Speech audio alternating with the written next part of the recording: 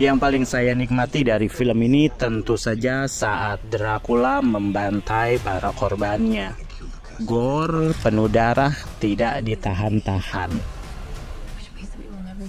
Cocok bagi yang mengejar horor tipe seru-seruan.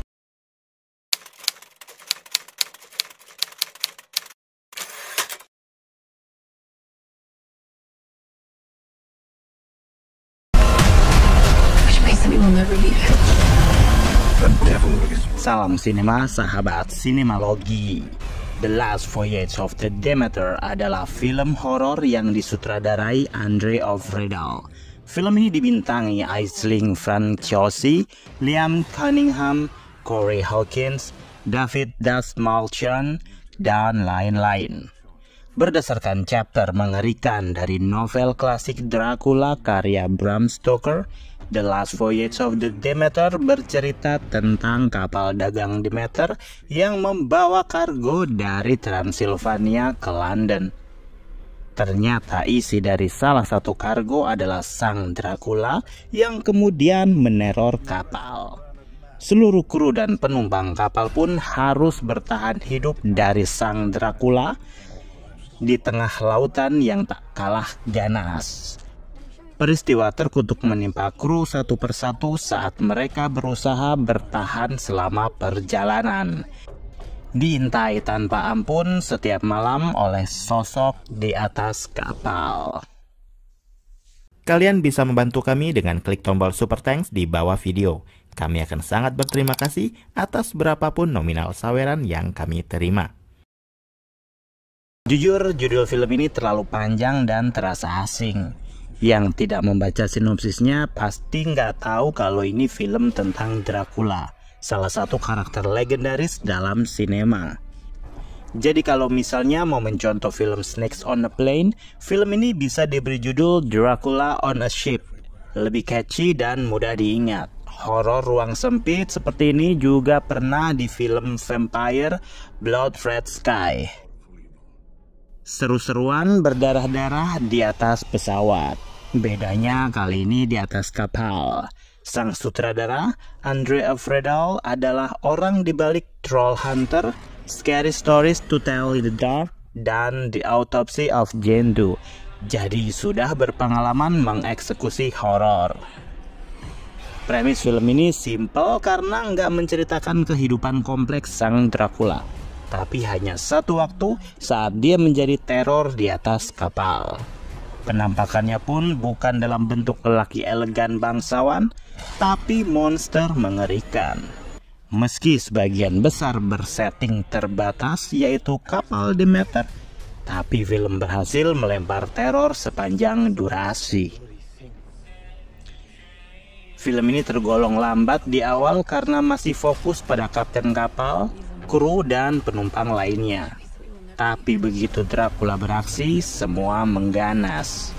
Film ini benar-benar mencekam secara psikologis, membayangkan terjebak di suatu tempat yang kita nggak akan bisa kabur kemana-mana karena di sekitar adalah lautan lepas.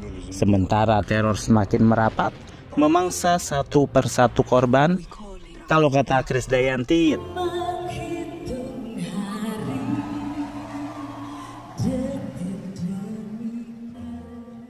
kemunculan sang Dracula dari awal hingga hari terakhir pun cukup konsisten.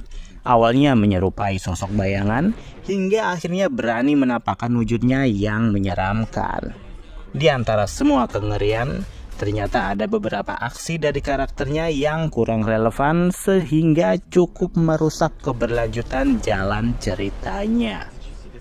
Tentu saja masih ada saja penyakit film horor, yaitu karakter yang bertindak bodoh sehingga menyebabkan kita sebagai penonton hanya bisa berteriak gemes. Sisipan mitos yang dimunculkan di film pun efisien. Jadi saat ada karakter tertentu muncul, langsung menciptakan kepanikan luar biasa.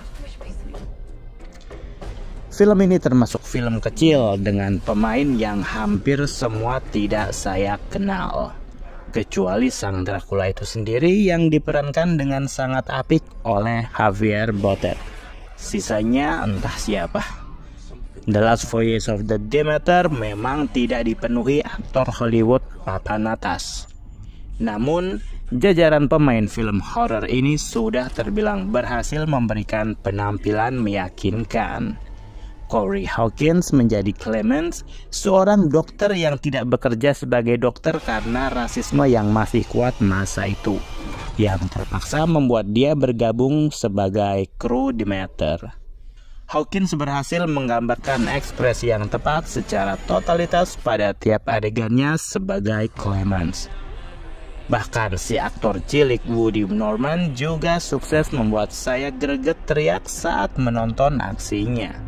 Mungkin film ini akan menjadi biasa seandainya Javier Botet salah menginterpretasikan gambaran sosok Dracula itu seperti apa. Dengan bantuan prostetik dan tata rias maksimal, sosok Dracula siap meneror para awak kru.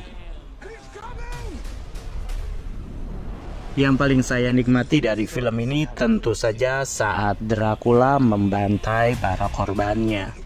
Gore penuh darah tidak ditahan-tahan. Cocok bagi yang mengejar horor tipe seru-seruan. Bagi penonton yang sudah khatam cerita klasik Dracula, pasti tahu akhir film ini akan bagaimana. Tapi tetap saja tidak mengurangi kualitas penceritaan dan eksekusi film yang lugas. Pada akhirnya, The Last Voyage of the Demeter menjadi salah satu pilihan film horor yang bertebaran di tahun 2023. Gaung marketingnya mungkin kurang kuat karena faktor judul.